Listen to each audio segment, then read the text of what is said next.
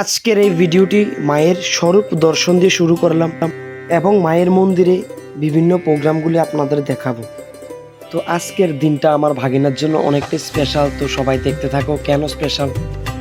কারণটা হইল কি, তা ভাগিনা বেল্লা মাথা করে লেছে, মানে তে চুল ফালাইছে, এত খুশি, মানে আনন্দতে ফাইটটা দিতেছে। তো এদিক দিয়ে আমরা আগে সাজি টাজি লইয়া মানে পেয়ারা ভোগ লইয়া সেটা রেডি, মার কাছে কোন সময় যাইব। তো বোনেও ভোগ টুক লইয়া সেটা রেডি, মানে মার কাছে কোন সময় যাইবো আর ভোগ দিব। তো আমরা লইছি দুইটা ভোগ, কেননা আগে শিবজির কাছে ভোগ, তারপর মায়ের কাছে ভোগ দেব বলে। তো ফাইনালি আমরা সবাই আয় বসছি মায়ের মন্দিরে, আর শুধু এখন মায়ের কাছে ভোগ নিবেদন করবো এবং শিবজির কাছে। তো প্রথমে বাগিনার লাগিয়া শিবের কাছে পূজা দিছি, কারণ হয়েছে কি, তা বাগিনা চুল ফালা দিছে আজকে 18 মাস পরে। তো শিবের কাছে চুলগুলি মানে পুরোহিত দ্বারা উৎসর্গ করে সেরে শিব মন্দিরের একটা জায়গাতে রাখতে লাগে। তো নিয়ম মাফিক নাম গোত্র জিয়া বাগিনার জন্য পূজা দেওয়া।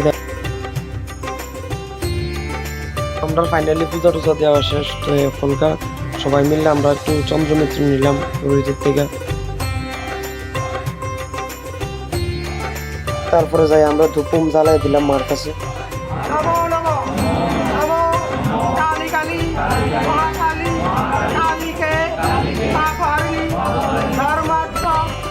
এদিক দিয়ে সবাই কি সুন্দর মার কাছে অঞ্জলি দিতে আছে।